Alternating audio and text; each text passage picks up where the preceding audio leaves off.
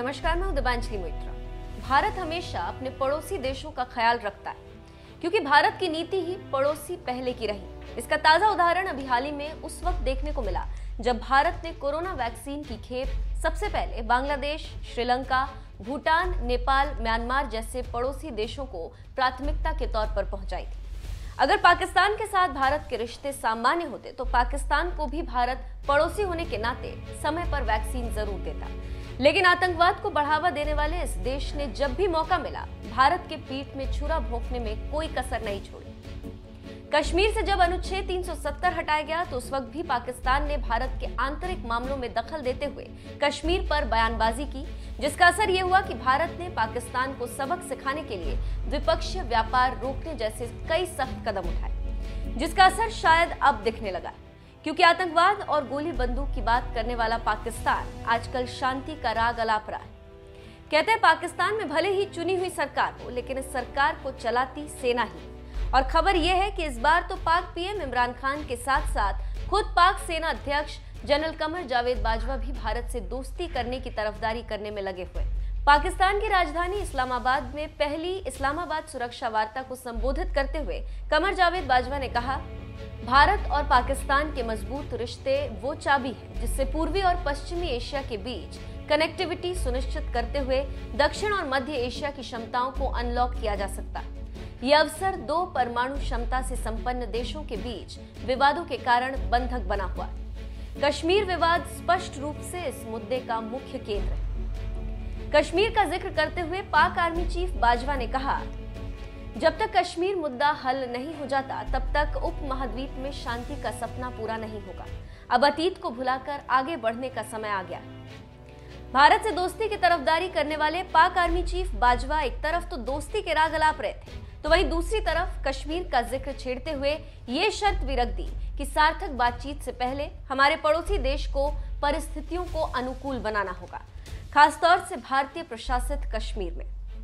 पाक सेना प्रमुख कमर जावेद बाजवा के इस बयान से आप समझ सकते हैं कि पाकिस्तान किस कदर भारत से दोस्ती करने को बेताब है। बाजवा का ये बयान ऐसे समय में आया है जब अभी कुछ ही दिनों पहले दोनों देशों के बीच सीमा पर युद्ध विराम समझौता किया गया। इससे पहले पाकिस्तान के पीएम इमरान खान ने भी शांति की वकालत की थी। पाकिस्तान के ही पूर्व केंद्रीय मंत्री मोइनुद्दीन हैदर ने इस मामले में बताया, प्रधानमंत्री इमरान खान ने भी कहा था कि चल रहे तनाव को कम किया जाना चाहिए ताकि शांति के कुछ पल मिल सके। सीमा पार से आ रही इस तरह की सकारात्मक बयानबाजी से लग रहा है कि इमरान खान की अक्ल ठिकाने आने लगी। चीन के दम पर उछलने वाले पाकिस्तान को लगता है अब ये अच्छी तरह से समझ आ गया कि भारत से दोस्ती के बिना उसका काम नहीं चलने वाला। इसीलिए वो किसी भी तरह से भारत से दोस्ती करना चाहता है, जिससे एक बार फिर से दोनों देशों के बीच द्विपक्षीय व्यापार शुरू हो सके और पाकिस्तान के आर्थिक हालात में थोड़ा सुधार हो सके।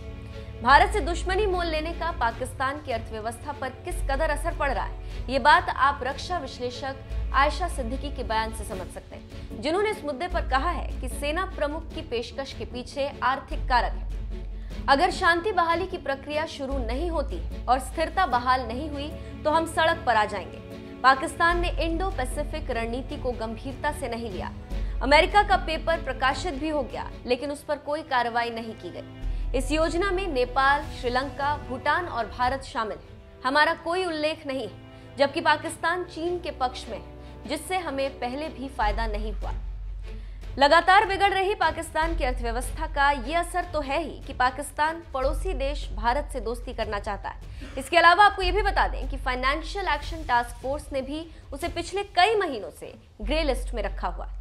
इस लिस्ट में उन्हीं देशों को रखा जाता है जहां आतंकी फंडिंग और मनी लॉन्ड्रिंग के सबसे ज्यादा जोखिम होते हैं। यानी पाकिस्तान को ग्रे लिस्ट में रखने का मतलब है कि जब तक इस लिस्ट में पाकिस्तान रहेगा उस पर आतंकवाद को बढ़ावा देने का आरोप लगता रहेगा और बाकी देश भी उससे कन्नी काटते रहेंगे। ऐसे में मजबूरी में उसे चीन के आगे ही हाथ फैलाना पड़ेगा, जो मदद के बहाने कब्जा जमाने में माहिर माना जाता है। चीन की चाल और बिगड़ते आर्थिक हालात से अगर पाकिस्तान को बाहर निकलना है तो उसे भारत से दोस्ती करनी ही पड़ेगी, क्योंकि ये बात तो पाकिस्तान भी जानता है कि अगर भारत से दोस्ती होने के बाद द्विपक्षीय व्यापार शुरू होता है तो इससे पाकिस्तान के आर्थिक हालात सुधरने में काफी मदद मिलेगी, क्योंकि पाकिस्तान को चीन या बाकी देशों के मुकाबले भारत से कोई सामान आयात करने पर काफी कम कीमत चुकानी पड़ती है।